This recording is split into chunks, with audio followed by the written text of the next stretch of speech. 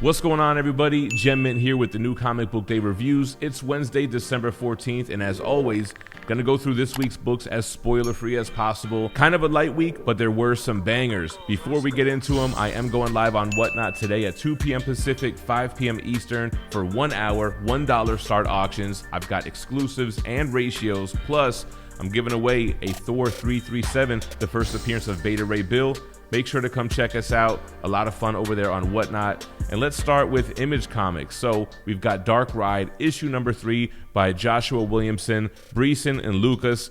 I'm digging this series. It's got a lot going on. You have the demonic theme park, and then you have the family aspects. The father who seemingly sold his soul to the devil to obtain this theme park, and the children that are fighting each other trying to run it. There are people that are coming up missing that have gone to the park or who have worked there, and now you have people investigating that. Love the mascots, as you can see on the cover. Some of them are real people working with suits.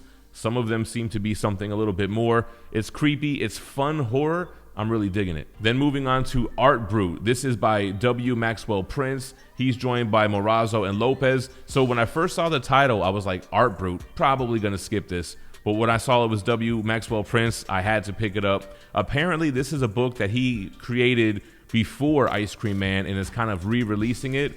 I thought it was super dope, man. So the premise of Art Brute is that there are art crimes happening. Pictures like the Mona Lisa, for example, all of a sudden she has a winking eye. Then you have a lot of these deaths that people are leaving notes of, like the same type of logo, a winking eye. And there's apparently this bureau of art investigations that has been looking into these crimes. Art Brute is kind of the man to call when these types of crimes happen. And he can kind of jump into the paintings a la Mario 64 and go inside the paintings and solve the crimes. I thought it was super dope. I even picked up this variant of a Spawn 1 homage, but it's really Art Brute painting it. I thought that was super slick, man. Love this series. Anything from W. Maxwell Prince I'm into, including Ice Cream Man, which is here with issue 33, Prince, Morazzo, and O'Halloran. Very interesting storytelling here. Quite literally, W. Maxwell Prince is telling you the same story in two different ways at the same time. The story that he wants to tell and the story that he ends up telling. So he's very self-aware that all of his storytelling is super dark, dealing with the worst themes from drug addictions to suicides, and it's just the story of this one guy. Not really so much had he taken different paths, or if Prince decided to write him in a different way. This is the type of storytelling you're getting with Ice Cream Man. It's an anthology series. The Ice Cream Man plays a role kind of in each issue, and I think he kind of alluded to something about the Ice Cream Man in this issue that was new, kind of giving him not so much a name, but what he actually is or could be. Super interesting stuff. Love this series.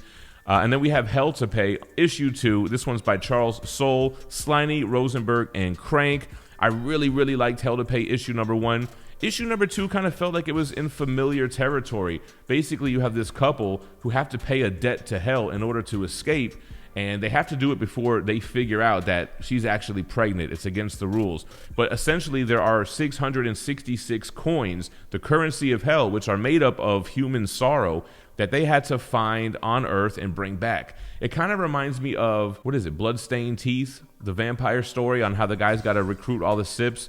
Same thing, that's the MacGuffin. They've got to get the coins, but what happened was there are more than 666 coins. They have to figure out how. They have to get the rest of the coins in order to fulfill their obligation to pay their debt off. So it kind of felt like there was a lot of world building in issue 1, and issue 2 was kind of just, I don't know, familiar territory. Then we're moving on to the last one from Image. Two Graves is here with issue 2. This is by Valentine, Doyle, Wu, and Lowridge. And this is essentially a ride along with death itself. What's it like to ride with death throughout a day while they're doing their job, bringing people from Earth who pass away to the afterlife?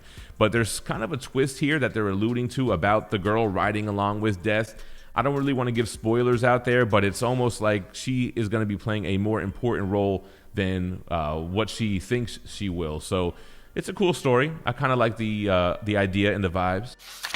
That SpiderMan Booth is currently in open enrollment for their January subscription box. Not only will you get over $100 in value, which includes 5 comics, store exclusives, and variants, but you'll also get a variant exclusive to this box. For January, it's a quested #1 with cover art by Alex Regal. They only made 600 of the regular editions, 100 of the foils, and 50 medals. Swing on over to THATSPIDERMANBOOTH.com right now and sign up for their subscription box.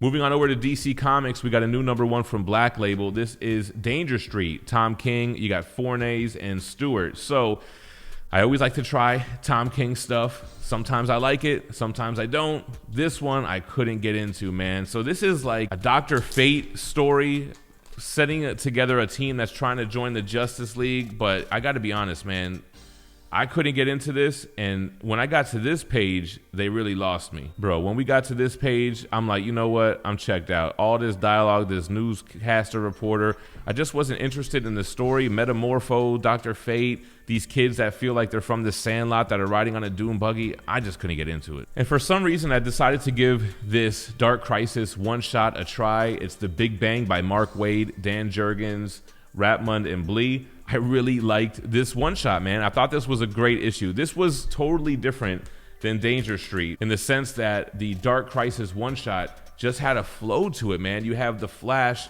fighting the Anti-Monitor, going through all these different Earths, seeing our heroes in different multiverses, tying it into the Dark Crisis with the reappearance of the Infinite Earths. This was one of those one-shots that I felt is important in the omnibus. You kind of tied together the past Crisis events. Okay, Crisis on Infinite Earths whittled everything down to one universe, and then there were 52, and now there's Infinite again, and then they got to wean it back. So this was a good one-shot. I liked the heart, the Barry Allen and Wally West storytelling, going through the multiverse, fighting the Anti-Monitor. It was cool. And then we got the big one, y'all, Batman Spawn, the third of a 3-volume series, I guess you can call it, by Todd McFarlane, Greg Capullo, and McCaig. So here's my thing. I don't think that it met the hype.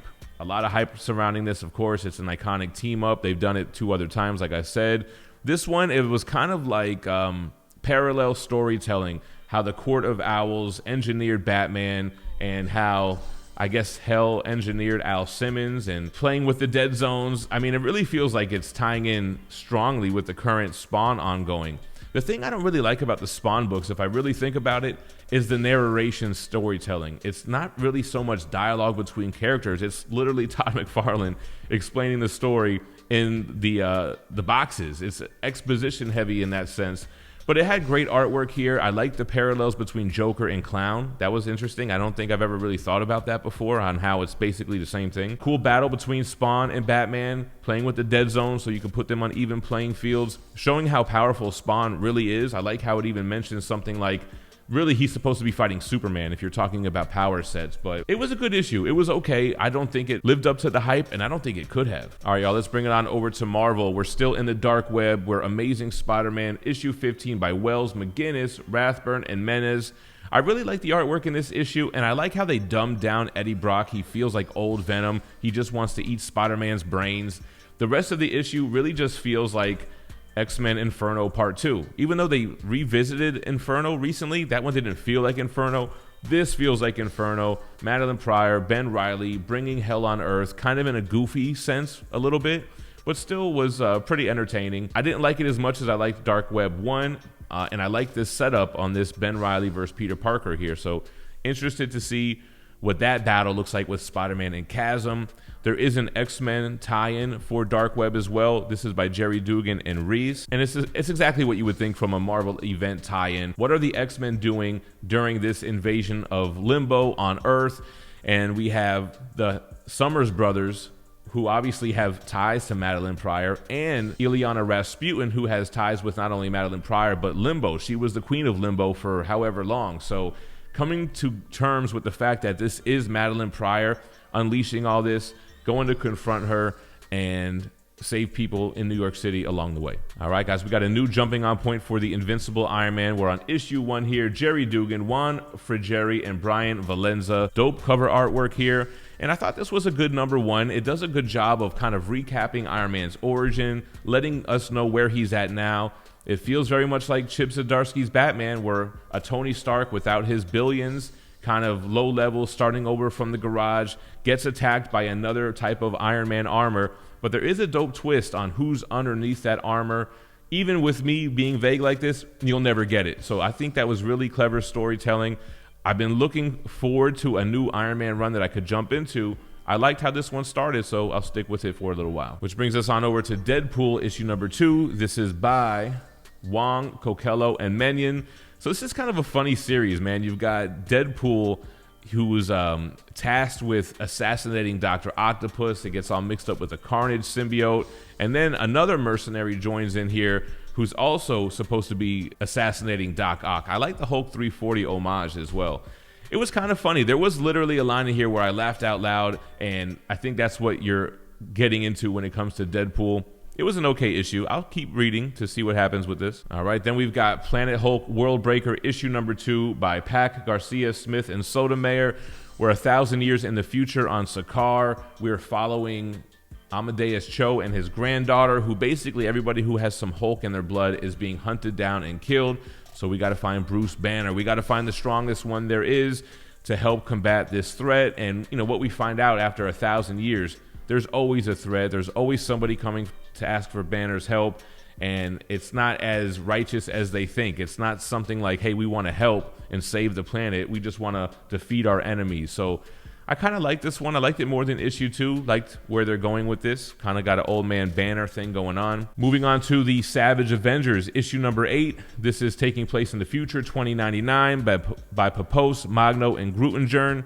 I've really been liking the Savage Avengers 2099 stuff. This one, I felt like it was just overly action. It was just a fight for the entire time.